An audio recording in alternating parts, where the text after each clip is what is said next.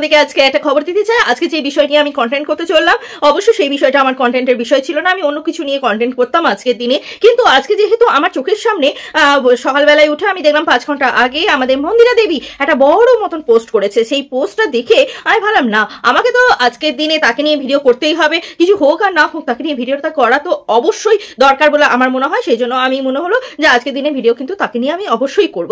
তার আগে জানিয়ে দিই, হ্যাপি বার্থডে মন্দিরা, খুব ভালো থেকো। আজকের দিনটা তোমার জীবনে যেন বছর বছর ফিরে আসে এবং তুমি যেন একটা সুখী সংসারী ঘরকন্যা করতে পারো এবং তোমার মেয়ের জন্য তুমি যেন একজন মানে দৃষ্টান্তমূলক মা হয়ে উঠতে পারো এবং স্বামীর কাছে যোগ্য স্ত্রী হয়ে উঠতে পারো। এই আর কি, ভগবান যেন সবসময় তোমাকেও ভালো রাখে, এটাই আমি ভগবানের কাছ থেকে চাই। তো এবার চলো আমরা মূল কন্টেন্টে চলে যাই। দেখো, মানবিকতার খাতিরে তো আমাদেরকে অবশ্যই শত্রুপক্ষকেও যেরকম তার হ্যাপি বার্থডে উইশ করতে হবে, মিত্রপক্ষকেও করতে হবে। এখানে কোনো পক্ষ বিচার করতে আসেনি না। মন্দিরা আমার কাছে শত্রু না, আমার কাছে মন্দিরা মিত্র, কোনোটাই না। মন্দিরা অ্যাজ এ পার্সন হিসাবে তাকে কিন্তু আমি মানবিকতার খাতিরে কিন্তু এই মানে কি করবো, এই উইশটা করলাম। এবার চলো মূল ভিডিওতে চলে যায়। তো মন্দিরার জীবনে অ্যাকচুয়ালি ও পোস্টে কি লিখেছে, ও পোস্টে এটাই লিখতে চেয়েছে যে 3 বছর মানে ও যখন ছোট ছিল তখন থেকে ওরা ওদের 3 জনের মধ্যে মা বাবা এবং মধ্যেখানে পড়ে থাকা মন্দিরা, এই 3 জনে কিন্তু একদমই সুখী দিন যাপন করেনি। মা বাবা দুজনার সুখ নিয়ে কিন্তু ব্যস্ত ছিল। মা তার সুখ নিয়ে ব্যস্ত ছিল, বাবা তার সুখ নিয়ে ব্যস্ত ছিল। এই সময় কি করবে, মন্দিরাও কিন্তু একটা জীবন সঙ্গী সেই সময়ের জন্য খুঁজে নিয়েছিল। 4 বছর তার সাথে প্রেম করেছিল। তারপর কি হলো, সেখানেও কিন্তু সে ধোঁকা খেয়েছে। তখনও কিন্তু মানে আমাদের সোমনাথ দাদা ভাই কিন্তু তাকে ভালোবাসতো। তারপর ওর সাথে গল্প করে, এই যে বাড়ির এত অশান্তি, সেই অশান্তির মধ্যে তাদের সাথে গল্প করে সে টাইম কাটাতো।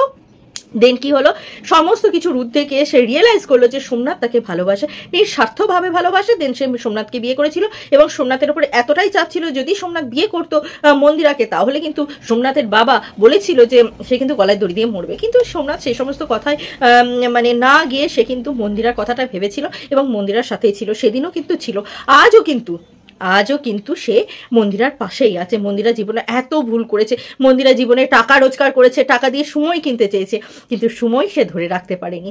একটা কথা বলি মন্দিরা এখানে তোমাকে, জানো তো, মানুষের যখন কিছু থাকে না তখন সুখ থাকে, যখন প্রচুর পরিমাণে টাকা থাকে না তখন সুখটা উধাও হয়ে যায়। তাই বলবো, তোমরা যে টাকা রোজগার করার জন্য যে নিড ছিল না, তোমাদের যে প্রয়োজনীয়তা ছিল না, যে প্রয়োজনের জন্য তোমরা টাকাটা রোজগার করেছিলে, সেই লক্ষ্য, সেই এমটা তোমরা হারিয়ে ফেলেছো। তোমাদের দরকার, দুজনেরই দরকার আবার সেই এমটাকে পুনর্বার সেটাকে নিয়ে আসা। এবং একটা কথা বলি, জীবনে আর যাই করো মন্দিরা, সোমনাথ দাদা ভাইকে একদম ধোকা দেবে না, ধোকা দেওয়ার মতন কাজ করবে না। তুমি যদি ধোকা দেওয়ার মতন কাজ করো, আলটিমেটলি তুমি দেখো না সুখে থাকবে না। চারিপাশটা একটু নজরিয়া করলেই দেখতে পাবে সুখী হতে পারবে না।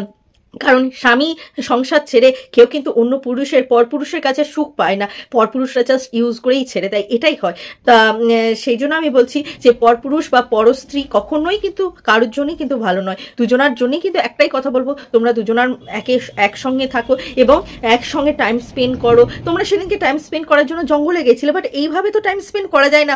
অন ক্যামেরায় ক্যামেরাটা বন্ধ করে তোমরা কাছাকাছি এসে নিজেদের খারাপ লাগা ভালো লাগা সমস্ত কিছু কিন্তু তোমরা ডিসকাস করতে পারো, সমস্ত কিছু তোমরা কিন্তু কথা বলে নিজেদের মধ্যে ক্লিয়ার করতে পারো, এই আর কি। কিন্তু কখনোই এটা করতে যেও না যে থার্ড পার্টিকে নিয়ে এসে তাকে সমস্ত কিছু কথা বলে, মনের কথা বলে নিজের ক্ষতিটাকে আর বাড়িও না, নিজের ক্ষতি যদি বাড়াতে না যাও তাহলে থার্ড পার্টিকে কখনো জীবনের মধ্যে এন্ট্রি হতে দিও না। সবচেয়ে বড় কথা, একটা কথা বলবো যে তুমি যদি নিজের সুখটা দেখো, সোমনাথ যদি তোমার মানে কষ্টে যদি নিজেকে অ্যালকোহলিস্ট করে তোলে বা নিজের ক্ষতি করে, তাহলে কি হবে বলো তো, সৌভাগ্যী মানে তোমার মেয়ের পক্ষে কিন্তু জীবনে ভবিষ্যৎটা অনেকটা বড় খারাপে পরিণত হয়। একমাত্র মা বাবাই পারে সন্তানের জীবনটা ভবিষ্যৎটা ভালো করার দায়িত্ব নিতে। অবশ্যই আমি তোমাকে বারবার করে বলবো, তুমি নিজে ফিল করে এসছো যে ছোটবেলায় যদি মা বাবার মধ্যে অশান্তি হয় তাহলে সন্তানের যে কত বড় ক্ষতি হয়, সেই ক্ষতিটা তুমি খুব ভালো করে জানো, কারণ তুমি তার ভুক্তভোগী। আশা করি সেই কাজটা তুমি দ্বিতীয়বার রিপিট করবে না। যদি রিপিট করতে না চাও তাহলে একটাই কথা বলবো মন্দিরা, দয়া করে তুমি আর রিপিট কিন্তু অন্য কোনো জায়গায় মুখ মারতে যাবে না। সোমনাথের বাধ্য স্ত্রী হয়ে থাকার চেষ্টা করবে যে কটা দিন বাঁচবে এবং নিজেকে নিজে প্রতিজ্ঞাবদ্ধ করো, কাউরির কাছে না, স্বামীর কাছে না, কোনো কাউরির কাছে না। একটা ভগবানের কাছে এটাই প্রতিজ্ঞাবদ্ধ করবে যে তুমি কখনো তোমার স্বামী ছাড়া অন্য কাউরির দিকে তাকাবে না, মানে তাকাবে না, মানে অন্য কাউরির প্রতি আসক্ত হবে না, অন্য কাউকে ভালোবাসবে না, না সে দিদি হোক, ভাই হোক, বোন হোক, না দাদা হোক, কোনো সম্পর্কেই না।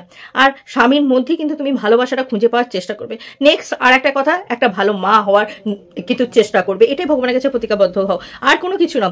একটা কথা জেনে রাখবে, তোমার ওই বিয়ের আগে জীবনে তোমার যখন অশান্তিতে ভর্তি ছিল তোমার জীবনটা, সেই সময় কিন্তু একমাত্র সোমনাথই কিন্তু তোমাকে সেখান থেকে উদ্ধার করে নিয়ে এসেছিল।